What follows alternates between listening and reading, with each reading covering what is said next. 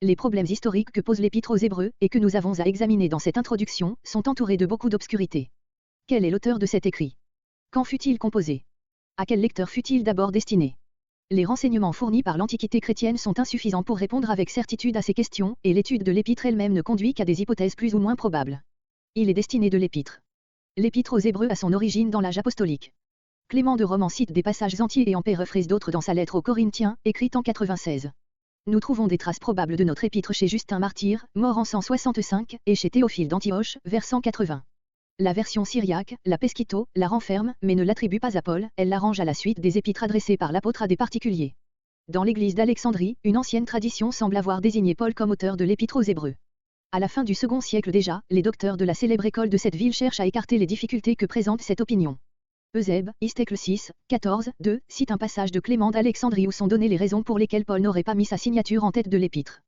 Le bienheureux presbytre, Pantanu, le fondateur de l'école d'Alexandrie, disait jadis que c'était parce que le Seigneur lui-même avait été envoyé par le Tout-Puissant, comme apôtre, aux Hébreux, Hébreux 3.1, et que Paul, envoyé vers les gentils, ne s'était point, par modestie, intitulé apôtre des Hébreux. Clément lui-même estimait que Paul n'avait point signé sa lettre parce que les Juifs avaient des préjugés contre lui et qu'il leur était suspect. Pour expliquer le style particulier de l'épître, Clément prétendait que Paul l'écrivit en hébreu et que Luc la traduisit à l'usage des Grecs. Son disciple, Origène, déclare, d'après Eusèbe, Istécle 6, 25,11, que ce n'est pas au hasard que les anciens l'ont transmise comme étant de Paul. Mais, frappé de la différence de style entre cet écrit et les autres du même apôtre, il recourt le premier à l'hypothèse que les pensées sont de saint Paul tandis que la phrase et la composition seraient d'un autre qui aurait recueilli les enseignements du maître. Il ajoute que les uns ont supposé que Clément de Rome, les autres que Luc l'évangéliste, fut l'écrivain qui tint la plume sous l'inspiration de saint Paul, mais que Dieu seul le sait. Les conciles d'Antioche, 264, de Nicée, 325, et de Laodicée, 360, citent sans hésiter notre épître comme un écrit de Paul. Enfin, Jérôme, combattant les doutes que les chrétiens d'Occident persistaient à avoir au sujet de notre épître, écrivait « Il faut dire aux nôtres que cette épître adressée aux Hébreux est reçue comme un écrit de l'apôtre Paul, non seulement par les églises d'Orient, mais par tous les écrivains ecclésiastiques de langue grecque, en remontant les âges. » Et dans un autre passage encore, le même Jérôme parle de notre épître comme d'un livre que tous les Grecs reçoivent. Dans les églises de l'Occident, en effet, jusque vers le milieu du IVe siècle, notre épître est ignorée ou citée comme ne provenant point de l'apôtre Paul. Le canon de Muratori, catalogue des livres du Nouveau Testament, du second siècle, ne la renferme point. Irénée, presbytre de Lyon vers 177, ne cite pas l'épître aux Hébreux dans les écrits qui nous ont été conservés de lui. Il l'a mentionné dans un écrit perdu, Eusèbe Istécle 5, 26, mais, au dire d'un ancien écrivain, il niait qu'elle fût de Paul. Le presbytre romain, Saillu, à la fin du second siècle, ne comptait, ainsi que le rapporte Eusèbe, 6.20, que 13 épîtres de Paul. Tertullien, mort vers 230, cite l'épître aux Hébreux en l'attribuant à Barnabas, de Pudique 20, mais cette épître ne faisait pas partie du recueil des écrits canoniques en usage dans l'Église d'Afrique, car Cyprien nomme cette église auquel Paul a écrit, il exclut donc les Hébreux. Hippolyte de Rome, mort en 251, conteste que l'épître soit de Paul. Novatien ne la cite pas, ce qui est significatif, car il aurait pu y trouver la confirmation de ses vues opposées à la réintégration des relapses. Le commentaire anonyme des épîtres de Paul, faussement attribué à Ambroise et appelé Ambrosiasté, vers 370, ne contient pas l'explication de l'épître aux Hébreux. Les savants discutent si la mention d'une épître de Barnabas dans le catalogue annexé au Codex Claromontanus, D, se rapporte à l'épître aux Hébreux. Ce ne fut qu'au concile d'Hippone, en 393, sur l'autorité d'Augustin, cédant lui-même, comme il l'affirme, à l'autorité des églises d'Orient, que notre épître fut introduite dans le canon, par cette formule, épître de Paul, apôtre, 13, et une aux Hébreux. Le concile de Carthage, en 419, enregistre enfin, les épîtres de Paul, 14 en nombre, et dès lors l'épître aux Hébreux est admise, mais non sans quelques doutes plus tardifs encore, par toute la chrétienté jusqu'au XVIe siècle. Avec la renaissance des études de l'Antiquité et de la littérature biblique reparurent les doutes sur l'auteur de l'épître aux Hébreux. Cajetan et Érasme furent les premiers à les exprimer. Mais le concile de Trente ferma la bouche aux savants catholiques en décrétant l'origine paulinienne de l'épître. Nos réformateurs, mus surtout par des raisons de critique interne, sont à peu près unanimes à refuser à Paul notre épître. Ils le font en des termes qui, tout en manifestant la pleine liberté de leur conviction dans les questions de cette nature, montrent aussi qu'ils admirent cet écrit, et qu'ils le considèrent comme une riche source d'instruction et d'édification. Luther, après avoir déduit ses raisons contre l'authenticité, et avoir émis le premier la remarquable hypothèse que l'épître a pu être rédigée par Paulus, ajoute, peu nous importe, s'il n'a pas, le premier, posé le fondement, comme il nous l'apprend lui-même, 6.1, il a bâti dessus de l'or, de l'argent, des pierres précieuses, c'est pourquoi, s'il y mêle peut-être du bois, de la paille, du chaume, cela ne nous empêche pas de recevoir en tout honneur son excellente doctrine, sans pourtant l'égaler en tout aux épîtres apostoliques. Peu nous importe de ne pas savoir qui a écrit l'épître, nous nous contentons de la doctrine que l'auteur fonde constamment sur l'écriture. Œuvre, Walsh, 14, page 146 et suivante. Mélangeton partage l'opinion de son ami.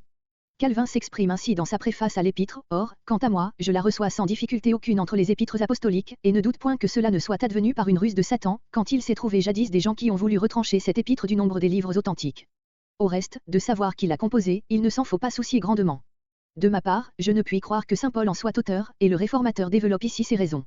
Il n'y a pas, comme il pourrait sembler, contradiction entre la première et la seconde partie de cette citation, car par épîtres apostoliques et livres authentiques, Calvin entend des écrits qui renferment la doctrine apostolique et sont, pour cette raison, dignes de figurer dans le canon.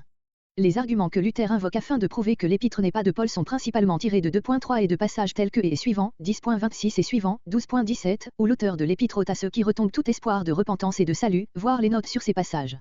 Calvin, de même, relève 2.3, puis l'absence du nom de l'apôtre en tête de l'épître, enfin la manière d'enseigner et le style. Théodore de Bèze termine ainsi sa première note sur l'épître aux Hébreux, que les jugements des hommes restent libres ici, seulement, convenons tous de ceci, que cette épître a été véritablement dictée par le Saint-Esprit, et conservée à l'Église comme un trésor inappréciable, aucune certainement n'a montré d'une manière plus divine, ni avec plus d'art, l'analogie des institutions anciennes et de la vérité spirituelle, nul n'a exposé plus largement l'office de notre médiateur. Elle est écrite enfin avec une méthode si excellente, si exacte, qu'à moins de la supposer écrite par Paulus, à peine un autre peut-il en être l'auteur que Paul lui-même. L'opinion traditionnelle trouva de nouveau des défenseurs parmi les théologiens protestants et redevint dominante au XVIIe siècle. Elle n'est contredite que par les arminiens et les sociniens. Mais dès la fin du XVIIIe siècle et pendant le XIXe, surtout depuis le remarquable commentaire de Blick, 1828, des critiques en nombre croissant et appartenant à toutes les écoles, reconnurent que Paul ne pouvait être ni directement ni indirectement l'auteur de l'épître aux Hébreux. Avant d'exposer leurs hypothèses sur l'origine de l'épître, il faut l'examiner elle-même pour en noter les principaux caractères. Cet examen nous montrera pourquoi l'on ne peut attribuer l'épître à Paul et nous fournira des données pour apprécier les diverses suppositions qui ont été faites au sujet de ses destinataires et de son auteur. 2. Les caractères propres de l'épître. A. La forme. 1. Absence de l'adresse, genre épistolaire. L'épître aux Hébreux ne porte aucune adresse. Ce fait est étrange. Paul met en tête de ses lettres sa signature et le nom de ceux auxquels il les destine. L'auteur de l'épître aux Hébreux entre brusquement en matière par un exposé doctrinal. On a prétendu que son écrit n'était pas une lettre, mais un traité dogmatique.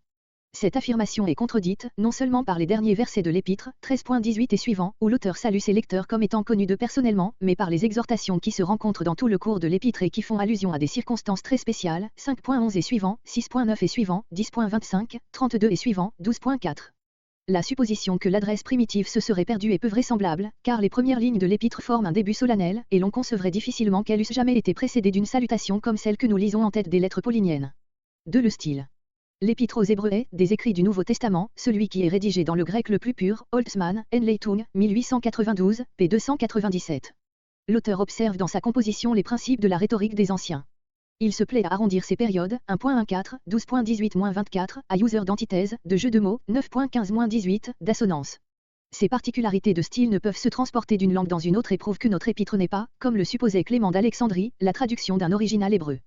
Elle n'est pas davantage l'œuvre de Paul, car sa forme soignée, ses périodes bien ordonnées présentent le contraste le plus absolu avec le langage véhément, la phrase tourmentée et souvent incorrecte de l'apôtre des gentils. Origène déjà en a fait la remarque, au rapport d'Eusèbe, Istécle 6, 25, la langue de l'épître aux Hébreux ne présente pas ce caractère commun que l'apôtre confesse être le sien, quand il se dit un homme du commun à l'égard du langage, c'est-à-dire du style. Cette épître est au contraire rédigée en fort bon grec, quiconque s'entend à juger du style en conviendra. 3. Les citations de l'Ancien Testament. Elles sont faites exclusivement d'après la version grecque des Septante.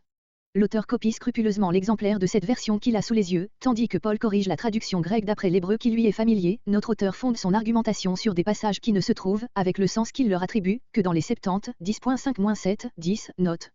Les formules par lesquelles il introduit les citations de l'Ancien Testament ont un caractère à part, les paroles citées sont mises dans la bouche de Dieu, même quand il y est question de Dieu à la troisième personne, 1.6-8, 4.4, 7, 7.21, 10.30. On ne trouve pas dans l'épître aux Hébreux les locutions usitées dans les épîtres de Paul, il est écrit, l'Écriture dit. 4. Dépendances littéraires d'autres écrits du temps. On prétend que certaines expressions de notre épître montrent que l'auteur connaissait les lettres de Paul, spécialement la première aux Corinthiens et celle aux Romains. Comparez. Hébreux 2.10 et Romains 11.36. Hébreux 2.8 et 1 Corinthiens 15.27. Hébreux 2.14 et 1 Corinthiens 15.26. Hébreux 3.7-19 et 1 Corinthiens 10.11. Hébreux 5.12 et 1 Corinthiens 3.2. Hébreux 10.33 et 1 Corinthiens 4.9, etc. Mais les coïncidences de termes qu'on trouve dans ces passages s'expliquent sans qu'il soit nécessaire d'admettre que l'auteur fût un lecteur assidu des épîtres de Paul, la plupart des expressions sont empruntées à l'Ancien Testament ou étaient usuelles dans le langage des premiers chrétiens. La rencontre la plus significative est celle de Hébreux 10.30, où se trouve la seule citation de l'Ancien Testament pour laquelle l'auteur n'a pas suivi exactement les Septante, et cette citation est identique à celle que fait Paul dans Romains 12.19. Mais il se peut qu'il fût d'usage dans l'Église primitive de citer sous cette forme la parole du Deutéronome. Les savants compétents ne sont point d'accord sur les rapports de notre épître avec les écrits du philosophe juif Philon d'Alexandrie. Elle présente avec ceux-ci des élogistes de forme très caractéristiques. Philon, qui pratiquait l'interprétation allégorique de l'Ancien Testament, voit dans Melchizedek un type du Logos, la parole, et traduit comme l'auteur de l'Épître aux Hébreux son nom par celui de roi de justice. Comme lui, il conclut du silence que le texte garde sur les origines de ce personnage qu'il n'est pas né de parents mortels, mais que Dieu est son père, et la sagesse sa mère. Quelques-uns des qualificatifs appliqués par notre Épître au Fils, rayonnement, empreinte, sont employés par Philon pour caractériser le Logos. Philon parle, lui aussi, d'un sacrifice quotidien offert par le souverain sacrificateur, 7.27. Il se sert des mêmes formules pour citer l'Ancien Testament. Hébreux 13.5, il y a une citation de l'Ancien Testament qui ne se retrouve textuellement que dans Philon. On peut conclure tout au plus de ces faits que l'auteur avait une certaine connaissance des écrits de Philon, car sa pensée paraît différer profondément de celle du philosophe d'Alexandrie. On relève enfin des ressemblances d'expression entre notre épître et des apocryphes de l'Ancien Testament, d'origine alexandrine, le second livre des Maccabées et la Sapience. B. La doctrine de l'épître. L'auteur a subi l'influence de l'apôtre des gentils, avec lui, il admet la destination universelle du salut, 2.9, 11, 15, 5.9, et proclame l'abrogation de la loi et la fin de l'ancienne économie, 7.18 et suivant, 8.7 et suivant. Sa christologie est, dans ses traits essentiels, la même, le Fils est l'image du Père et l'intermédiaire de la création, 1.13, comparé, Corinthiens 4.4, Colossiens 1.15-16, son abaissement momentané a été suivi de son exaltation, 2.7-9, comparé Philippiens 2.8-11. Malgré ces points de ressemblance, l'auteur de l'Épître aux Hébreux a de l'œuvre de Christ une conception originale et sensiblement différente de celle que nous trouvons dans les épîtres de Paul. Son intention est de démontrer la supériorité de la nouvelle alliance sur l'ancienne. S'adressant à des chrétiens sortis d'Israël, il n'a en vue que l'ancien peuple de Dieu. C'est à la postérité d'Abraham, 2.16, que le Fils vient en aide par son incarnation, et il se présente à elle comme le souverain sacrificateur parfait et éternel selon l'ordre de Melchizedek, chapitre 7, infiniment supérieur au sacrificateur lévitique. Après avoir, par sa mort, offert le sacrifice seul capable de purifier les consciences, il est entré, avec son propre sang, dans le tabernacle céleste, comme le souverain sacrificateur, au jour des expiations, pénètre dans le lieu très saint avec le sang des victimes. Il s'est présenté ainsi une seule fois à Dieu pour abolir le péché par son sacrifice, pour procurer aux pécheurs cette pureté rituelle qui leur ouvre l'accès auprès de Dieu et que l'auteur appelle la perfection, chapitre 9, comparé, point 11, 10.1, 14. Cette dernière notion prend la place que la justification occupe dans l'enseignement de Paul, et la comparaison des deux termes fait ressortir la différence des deux conceptions du salut. Paul envisage la rédemption comme une œuvre qui s'accomplit dans la conscience du pécheur, le pécheur s'approprie par la foi à la mort que Christ a soufferte pour lui, Romains 3.22-25, cette mort et la résurrection dont elle fut suivie, en lui assurant le pardon, lui procure la paix, Romains 5.1, et suivant, et l'affranchissement de la puissance du péché, Romains chapitre 6 et 7. Il reçoit l'esprit d'adoption, ce S, et ne joue aucun rôle dans la doctrine du salut. Cette différence dans la manière de comprendre la rédemption tient au point de vue duquel la loi est envisagée par les deux écrivains. Paul voit dans la loi de l'Ancienne Alliance, avant tout, la loi morale, le commandement qui est saint, juste et bon, et conduit à la vie, mais qui cause la mort du pécheur, parce que le pécheur est asservi à la chair, Romains chapitre 7. À l'auteur de l'Épître aux Hébreux, la loi de l'Ancienne Alliance apparaît comme une loi rituelle instituant des cérémonies qui ne peuvent procurer la véritable pureté, et l'envisage comme un recueil d'ordonnances charnelles imposées seulement jusqu'à une époque de réformation, 9.10. La foi, d'après l'Épître aux Hébreux, est, sous la Nouvelle comme sous l'Ancienne Alliance, la confiance dans les promesses de Dieu et leur accomplissement. Elle n'est pas, comme chez Paul, le sentiment qui nous unit à Christ et devient le principe d'une vie nouvelle. L'opposition de la foi et des œuvres, qui tient une si grande place dans l'argumentation de l'apôtre des gentils, n'est pas mentionnée dans l'Épître aux Hébreux. L'auteur insiste par contre sur le devoir de persévérer dans l'attente confiante. Ne pas retenir ferme notre espérance, c'est commettre un péché irrémissible, 10.23, 31, 6.4-6. Enfin, dans ses enseignements eschatologiques, l'auteur parle, non de la résurrection des morts et de la transformation du corps charnel en corps spirituel, 1 Corinthiens 15, mais de l'entrée dans le repos de Dieu, chapitre 4, et du changement de toutes choses, chapitre 13. 3 buts de l'épître, date de sa composition, ses destinataires, son auteur. 1. Le but. Malgré les exposés de doctrine qui en constituent une partie notable, l'Épître aux Hébreux a un but pratique. Elle est un discours de consolation ou d'exhortation, 13.22. L'auteur s'adresse à des chrétiens qui ont reçu l'Évangile depuis un temps déjà long, 2.3, 10.32, et qui ont perdu la ferveur de leur zèle premier, découragés, 12.3, par l'attente qui se prolonge, par les persécutions et les vexations qu'ils ont eu à subir, 10.32, suivant, ils sont tentés d'abandonner la profession de leur espérance, 10.2, de se détourner du Dieu vivant, qu'ils ont appris à connaître en Jésus, 3.12. L'opprobre de Christ les effraie, ils souffrent d'être excommuniés par leurs compatriotes, exclus d'Israël. Ils sont toujours restés associés, en une mesure, à la vie religieuse de leur peuple, et, dans l'ébranlement de leur foi en Christ, ils seraient enclins à chercher de nouveau leur appui et leur édification dans les cérémonies du culte juif et là. Le danger auquel les exposait de telles dispositions était de retourner tout à fait au judaïsme. L'auteur veut les prémunir contre cette tentation. Qu'en reniant Christ, ils deviendraient participants du crime de ceux. Pour les encourager à la persévérance dans leur profession, 6.11,12, l'auteur leur montre l'excellence de la nouvelle alliance, dans laquelle ils sont entrés par Christ, et sa supériorité sur l'ancienne. De la date. La démonstration et les exhortations dont nous venons de parler ne sont devenues nécessaires qu'à une époque tardive. Les destinataires de l'épître devraient être depuis longtemps des maîtres, 5.12. Ils n'ont reçu l'évangile que de seconde main, et il semble que les miracles qui accompagnèrent sa première prédication ne se produisaient plus. 2.3, 4. Leurs premiers conducteurs spirituels sont morts. 13.7. Ils ont derrière eux, depuis leur conversion, un long passé de persécution. 10.32 et suivant. Il faut donc placer la composition de l'épître à une époque éloignée des commencements de l'Église. D'autre part, il ne nous paraît pas possible de la mettre après la ruine de Jérusalem, car les termes dans lesquels l'auteur parle des institutions lévitiques supposent que le culte du temple se célébrait encore. On a dit, il est vrai, que l'auteur, dans ses démonstrations toutes théoriques, où il emploie le plus souvent le présent, mais parfois aussi le passé, 9.1, 2, 8, 13.9, n'a pas en vue le temple de Jérusalem, mais le tabernacle tel qu'il le trouve décrit dans le Pentateuque, et que peu lui importait que le temple fût encore debout ou momentanément détruit. Il est cependant des passages où il parle des cérémonies du culte israélite comme se célébrant encore au moment où il écrit, 8.4, 9.9, 10.14, 13.9, 10. De plus, la ruine du temple, si elle avait été accomplie, lui aurait fourni un argument auquel il aurait eu sûrement recours. À une époque où le temple aurait été détruit, où les sacrifices, dans lesquels se résumait à ses yeux toute l'ancienne alliance, n'auraient plus été offerts, l'auteur se serait-il contenté de dire, 8.13, ce qui est ancien, ce qui a vieilli, est près de disparaître. Plusieurs critiques récents placent cependant l'épître après la ruine de Jérusalem, Holtzmann sous Domitien, Julicher entre 75 et 90.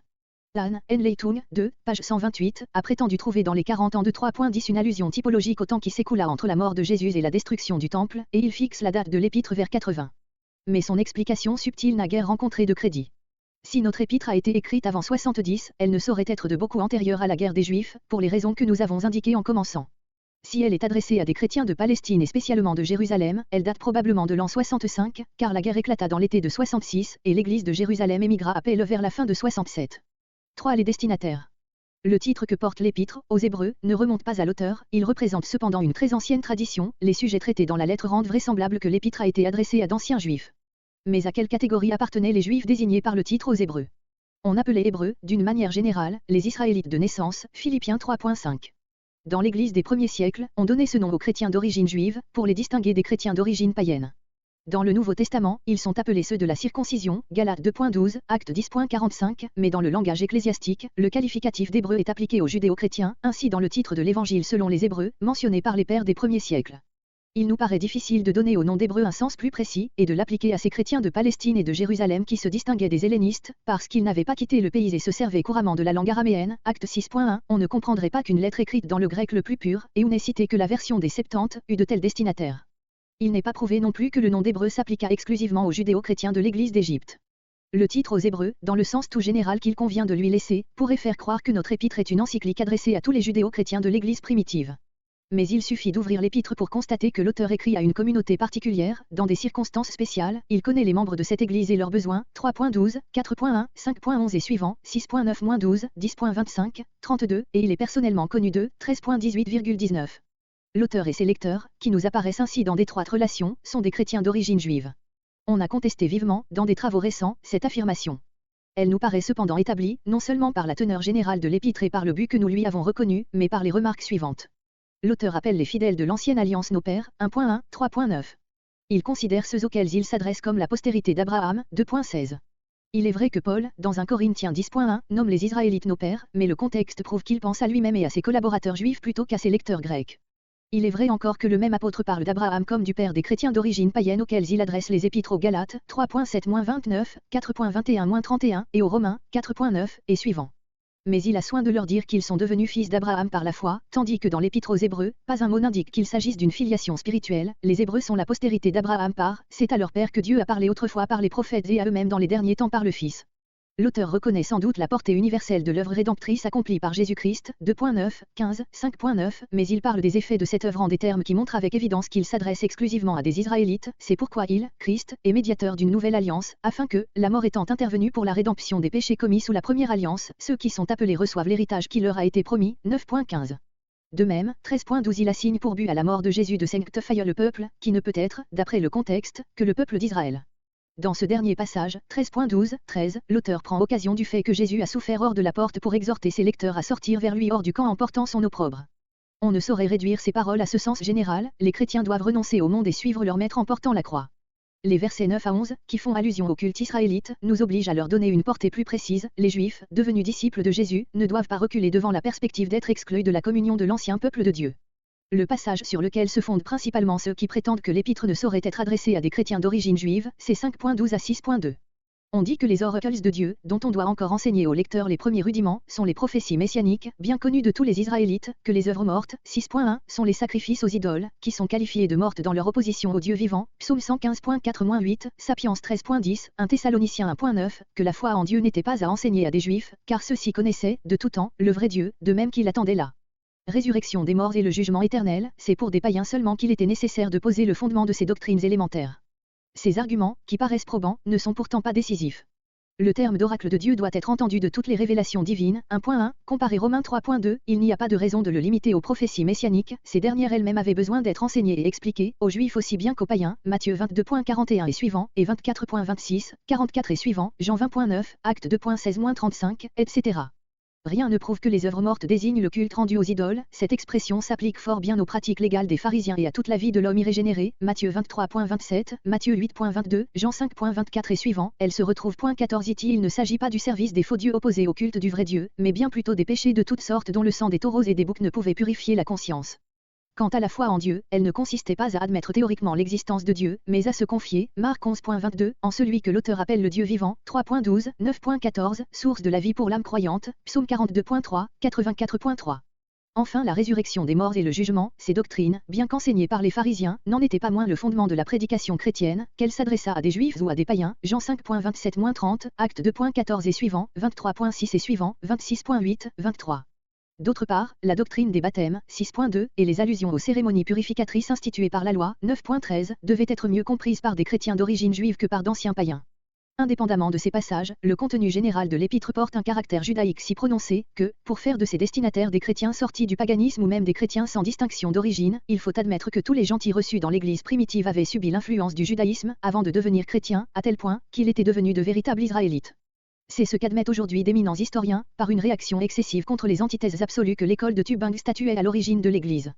Monsieur Harnack cite, en paraissant l'approuver, ce jugement de Monsieur avait sur la formation de l'Église, je ne sais s'il y est entré, du vivant de Paul, un seul païen, je veux dire un homme, qui ne connut pas déjà avant d'y entrer le judaïsme et la Bible, l'Urbusch Dogmangeschichte, 2e édition, page 80, note. Cette opinion nous paraît inconciliable avec les données les moins contestables du livre des Actes, 17.34, 18.6, 7, et les indications que fournissent les épîtres de Paul, voire, entre autres, l'opposition du païen et du juif dans Romains chapitre 1 et 2, comparé, Ephésiens 2.11-22. Nous concluons que les destinataires de l'épître étaient juifs de naissance et d'éducation. Ils formaient à eux seuls toute la communauté, à laquelle l'épître est adressée, car celle-ci ne renferme aucune allusion aux relations, souvent si délicates, avec les chrétiens d'origine païenne. Ce silence s'expliquerait difficilement si l'Église avait compté des membres appartenant aux deux catégories, présentées déjà par deux savants allemands en 1834 et 1836. Cette hypothèse, longtemps réputée invraisemblable, a été, sur des indications de Schure, admise par Weizsäcker, Fleiderer, Holtzmann, von Saden, Harnack, Jülicher, Lahn. En quelle contrée était établie cette communauté judéo-chrétienne? Le plus naturel nous paraît de la supposer en Palestine et à Jérusalem.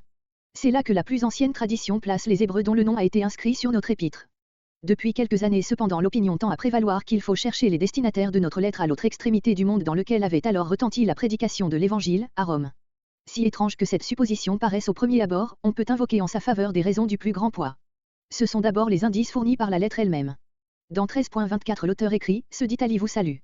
2 emploie une préposition qui, prise dans son sens premier, lui ferait dire « ceux qui sont venus d'Italie ». L'auteur serait éloigné d'Italie, d'une église de ce pays à laquelle il espérait être rendu bientôt, 13.19, et qu'il saluerait de la part de son entourage, composé d'Italiens, absents comme lui de leur patrie.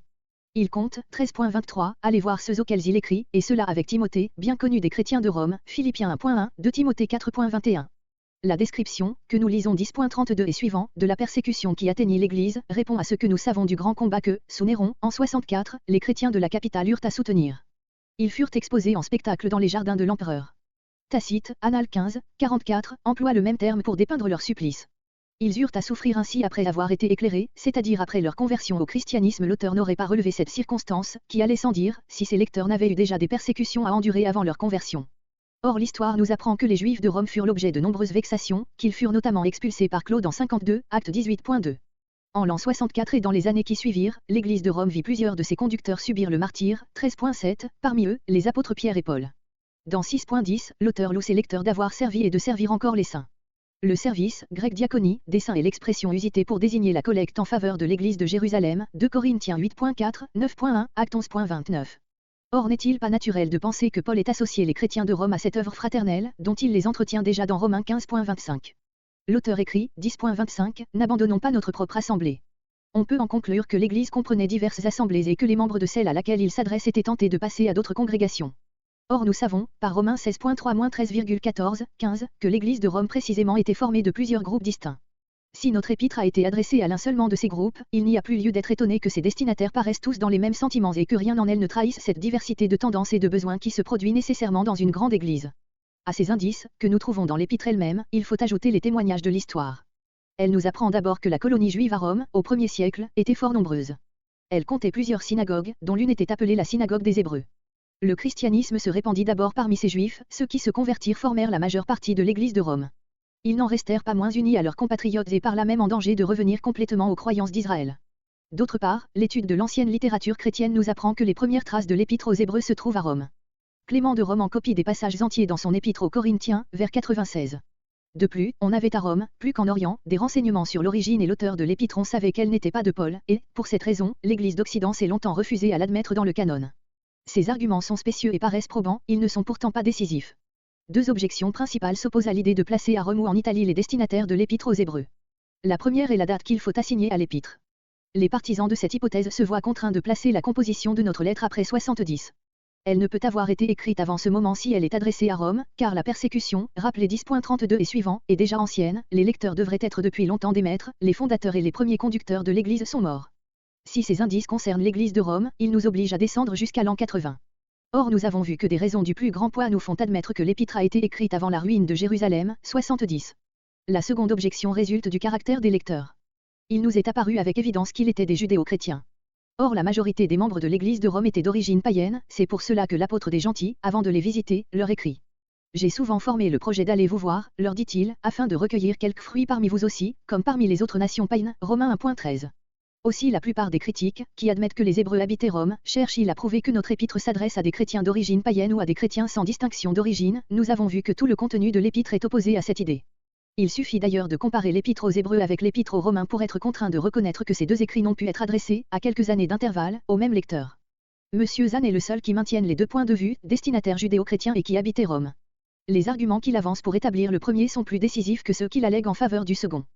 Quand il essaie de prouver, Enleitung, 2, page 146, que les sentiments d'amertume et de découragement combattus dans l'épître aux Hébreux sont les mêmes que Paul a en vue dans son épître aux Romains, notamment dans les 9.1 à 11.12, ce rapprochement montre plutôt combien il est difficile d'admettre que les deux écrits s'adressent aux mêmes personnes. Il se trompe tout à fait, ibidem, page 135, quand il prétend retrouver dans Hébreux 13.9 et suivant les tendances ascétiques mentionnées dans Ronzin de chapitre entre 14 et 15. Reste la supposition que l'épître aux Hébreux aurait été adressé à la fraction judéo-chrétienne de l'Église de Rome, qui aurait formé une communauté à part. Mais rien ne la confirme. Il semble plutôt que les nombreux Israélites de la capitale soient toujours demeurés séparés des chrétiens et que les tentatives de Paul, à son arrivée à Rome, n'aient pas réussi à les gagner à Jésus-Christ, acte 28.17 et suivant, comparé Frédéric Godet, Introduction au Nouveau Testament, page 433. Quant aux divers indices qu'on croit trouver dans l'épître elle-même et qui obligeraient d'admettre qu'elle a été adressée à des chrétiens de Rome, aucun d'eux n'est décisif. Les mots « ce d'Italie vous salue » 13.24 se justifient aussi dans la supposition que l'auteur est en Italie quand il écrit, et qu'il salue de la part de son entourage, dans la désignation « Lazare de Béthanie » Jean 11.1, la même préposition est employée sans que son emploi signifie que Lazare fut éloigné de son lieu d'origine, voire encore, c'était 10.23, acte 17.13. Cette supposition, très plausible, expliquerait le fait que l'épître fut de bonne heure connue à Rome et qu'on y savait qu'elle n'était pas de Paul. Si notre épître n'a pas été adressée à l'Église de Rome, y a-t-il des probabilités pour qu'elle l'ait été à des chrétiens habitant la Palestine et Jérusalem ? Non seulement la teneur générale de l'épître nous ferait incliner vers cette conclusion, mais elle peut se fonder sur une indication très claire qui est fournie par le passage 13.9-13, si du moins on voit dans ce passage une allusion au repas qui accompagnait les sacrifices. Cette allusion nous paraît difficile à nier. L'auteur ne pense pas à des doctrines prescrivant l'abstinence de certains aliments, Romains 14.2, 6, 13 à 15, Colossiens 2.16-23, il suppose au contraire un enseignement qui engageait ses lecteurs à prendre des aliments consacrés pour affermir le cœur. Or pour pouvoir être entraînés à participer fréquemment au repas sacré et à y chercher leur édification habituelle, les lecteurs devaient demeurer à proximité du temple de Jérusalem. On objecte que leur situation, telle qu'elle ressort du reste de l'épître, ne répond pas à ce que nous savons de l'église de Jérusalem. Celle-ci n'a jamais été complètement séparée d'Israël. Jusqu'à la ruine de la ville, ses membres ont observé toute la loi et se sont associés au culte du temple. Ces anciens rappellent à Paul, arrivant à Jérusalem en 59, que les myriades de Juifs qui ont cru sont tous zélateurs de la loi, et Jacques, frère du Seigneur, qui était vénéré de tout le peuple, propose à l'apôtre des gentils de participer à une cérémonie dans le temple pour se concilier ces judéo-chrétiens intransigeants, acte 21.20-24. L'auteur de l'Épître aux Hébreux, écrivant peu d'années après à des chrétiens animés de tels sentiments, pouvait-il leur présenter le retour au judaïsme comme un danger mortel ? Ne devait-il pas commencer par les exhorter à rompre avec les institutions religieuses d'Israël? On peut répondre que son intention est précisément de provoquer cette rupture complète. 13.13. Il a reconnu que la position indécise des membres de l'Église de Jérusalem, chrétiens par la foi qu'ils professaient en Jésus le Messie, le Sauveur, et juifs par le culte qu'ils pratiquaient, était, à la longue, intenable, qu'ils redeviendraient bientôt complètement juifs, s'ils ne se prononçaient pour Jésus-Christ en se séparant plus nettement de leurs concitoyens. C'est pour les y engager que l'auteur leur présente la supériorité de la nouvelle alliance sur l'ancienne. D'ailleurs n'est-ce pas tirer des conclusions exagérées de l'incident qui se produisit à l'arrivée de Paul à Jérusalem, acte 21.20-24, que de se représenter l'église de Jérusalem comme un féodé tout entière au judaïsme et composé uniquement de zélateurs fanatiques de la loi. Les scènes que nous retrace la première partie du livre des Actes nous donnent une autre idée, une idée plus vraisemblable de sa position à l'égard du judaïsme. Nous la voyons, sous l'action directe de l'esprit de la Pentecôte, former un organisme à part, une société distincte de la société juive, on y entre par la conversion, par le baptême et la profession de la foi en Jésus-Christ, et les apôtres invitent les juifs à faire ce pas, en disant, sauvez-vous de cette génération perverse. Acte 2.40, cette société séparée, qui n'a guère l'aspect d'une simple secte judaïque, est persécutée par les autorités, acte 8.1 et suivant, et la persécution la pousse à essaimer en Samarie, puis dans les contrées païennes. Dans l'intérieur de ce cercle fermé, dont les membres sont unis par des liens étroits, acte 4.32 et suivant, se dessine de bonne heure deux parties, acte 6.1 et suivant. L'un plus strict, qui reproche à Pierre d'avoir reçu dans l'église Corneille et sa famille, acte 11.2, et qui, au synode de Jérusalem, forme l'opposition, mais est réduit au silence et amené à composition par Pierre et Jacques lui-même, acte 15.5-21. L'autre partie, plus large, plus sympathique à la mission parmi les païens, était sans doute formée principalement par les hellénistes mentionnés acte 6.1. Il avait eu en Étienne l'un de ses chefs les plus distingués. Ce parti, dont l'influence l'emporta au synode de Jérusalem, devait subsister encore en 59 et en 65. Il n'y a pas de raison d'admettre son entière disparition, même si l'on pense qu'après le départ des apôtres, et sous l'action du fanatisme ambiant, l'esprit rétrograde ait pris le dessus au sein de la communauté. C'est à ce parti plus large, où les juifs hellénistes étaient en majorité, que l'auteur, lui-même juif helléniste, adresse son épître. Les critiques qui pensent que l'épître a été envoyée à Rome relèvent le fait qu'elle paraît adressée à un groupe au sein d'une église plus considérable, ses destinataires ont leur assemblée, 10.25, ils sont chargés de saluer tous leurs conducteurs et tous les saints, 13.24. Cette remarque est fondée. Mais l'église de Rome n'a pas été la seule qui fut composée de plusieurs groupes. Il est vraisemblable qu'il en était de même à Jérusalem.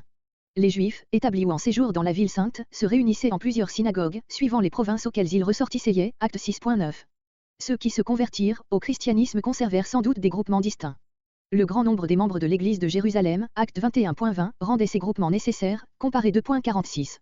Et si l'on veut pousser plus loin les suppositions, on peut remarquer que parmi les synagogues des Juifs hellénistes, celle des affranchis est nommée en première ligne, 6.9. Selon l'explication généralement admise, ces affranchis étaient des Juifs qui avaient été rendus à la liberté, après avoir été emmenés comme prisonniers à Rome. Ne pourrait-on admettre qu'après leur conversion à l'Évangile plusieurs de ces affranchis continuèrent à se réunir entre eux ou qu'ils formèrent la majorité du parti des hellénistes? Et n'est-il pas naturel dès lors que l'auteur, écrivant de Rome, où ils avaient conservé des relations, les salue de la part de ceux d'Italie, 13.24. Les autres données de l'épître s'accordent avec l'hypothèse que les destinataires étaient des. Mais il est probable que Timothée fut avec Paul à Jérusalem en 59, acte 20.4, acte 21.28, 29, et séjourna en Palestine pendant la CA. Timothée venait d'être relâché, 13.23. Il est naturel de placer sa captivité à Rome. On prétend que l'auteur loue les Hébreux d'avoir participé à la collecte pour les chrétiens. Mais, dans ce passage, le service des saints ne peut désigner que les manifestations de l'amour fraternel, comme dans Corinthiens 16.15.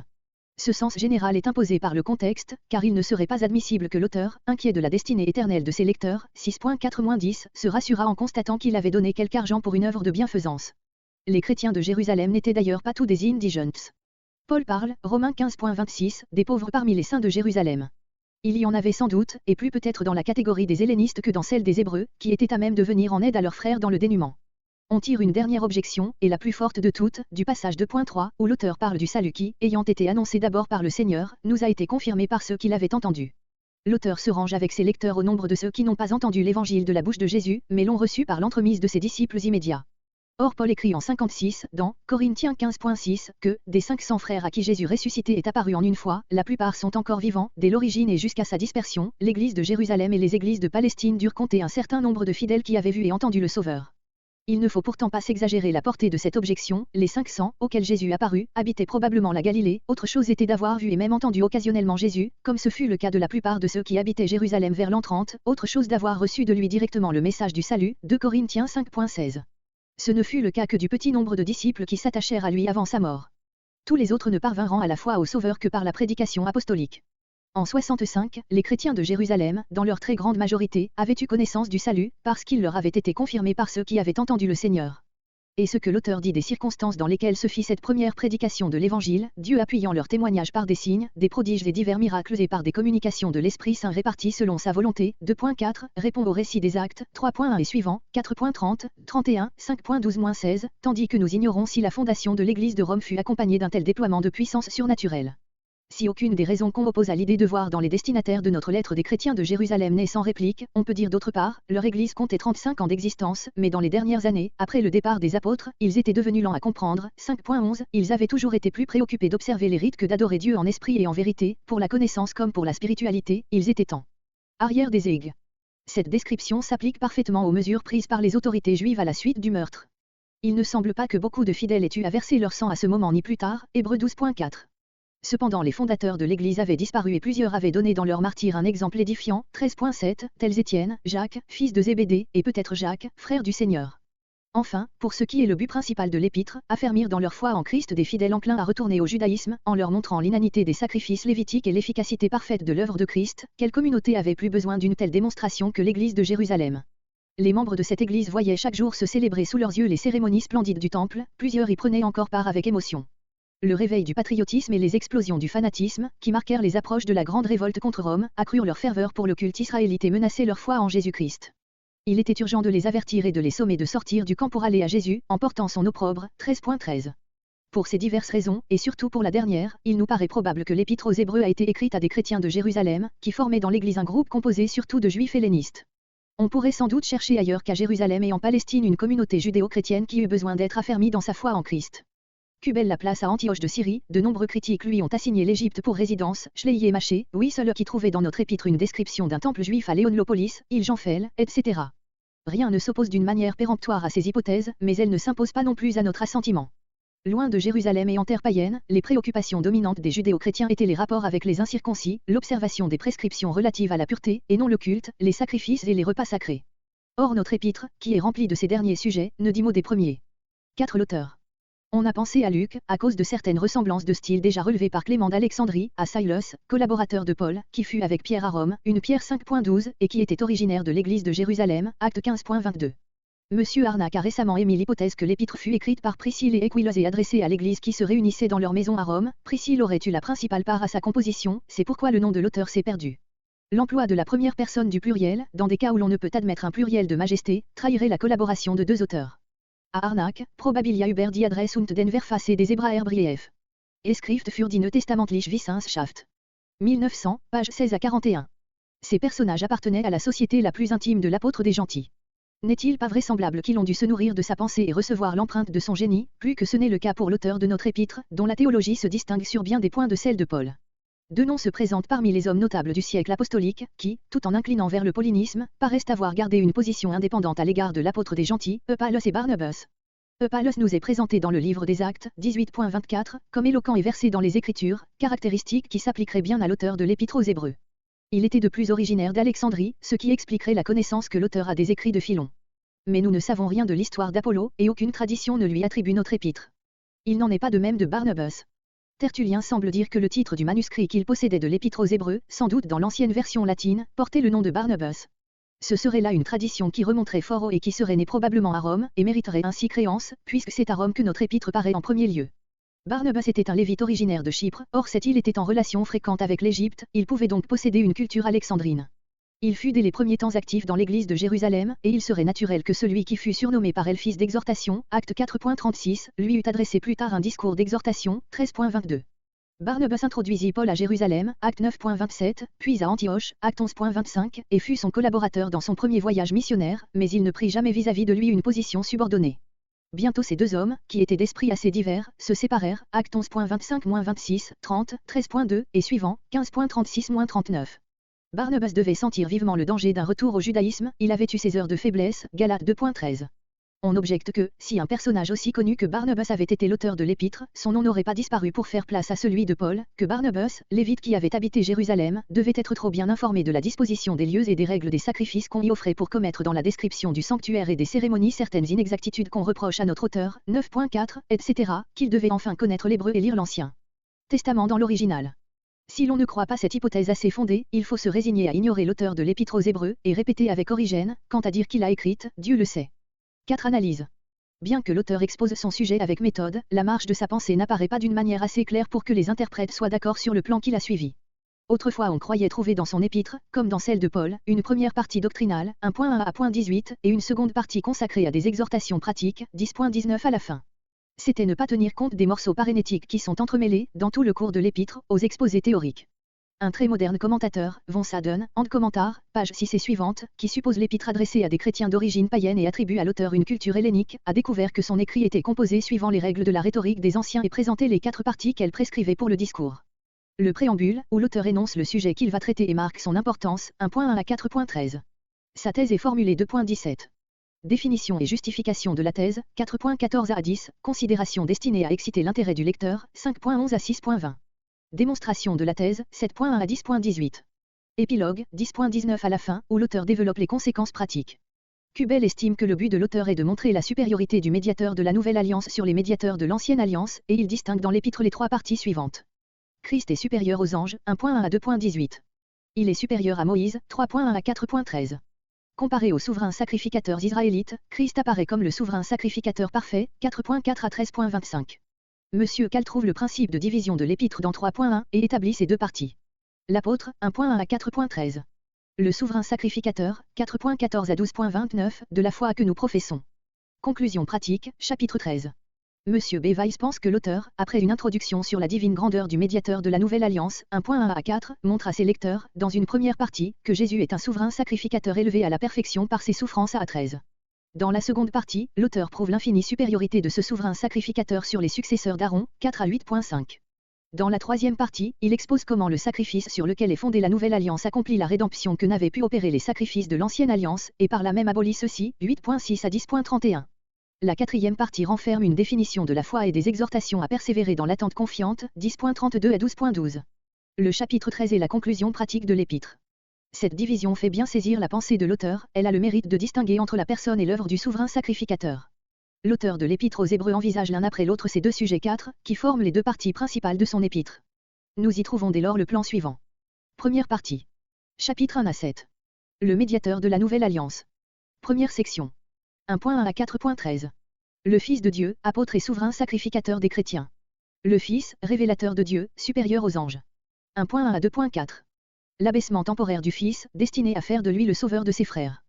2.5-18. Exhortation. Considérez l'apôtre et souverain sacrificateur de notre foi, fidèle comme Moïse et supérieur à lui, afin de ne pas vous exclure du repos de Dieu. 3.1 à 4.13. Deuxième section. 4.14 à 7.28. Jésus, notre souverain sacrificateur, selon l'ordre de Melchizedek. Jésus, souverain sacrificateur compatissant, établi par Dieu, rendu accompli par ses souffrances. 4.14 à 5.10. Répréhension. Avertissement. Encouragement. 5.11 à 6.20. La sacrificature de Jésus selon l'ordre de Melchizedek. Chapitre 7. Deuxième partie. 8.1 à 10.39. L'œuvre médiatrice de la Nouvelle Alliance. Exposé doctrinal, la Nouvelle Alliance introduite par Christ. Le caractère symbolique du culte de l'Ancienne Alliance. Christ dans le sanctuaire céleste, son sacrifice unique et efficace. 8.1 à 10.18. Exhortation. Avertissement. Encouragement. 10.19-39. Troisième partie. Chapitre 11 à 13. La foi. La foi et ses témoins sous l'Ancienne Alliance. Chapitre 11. La vie de la foi sous la Nouvelle Alliance. Chapitre entre 12 et 13.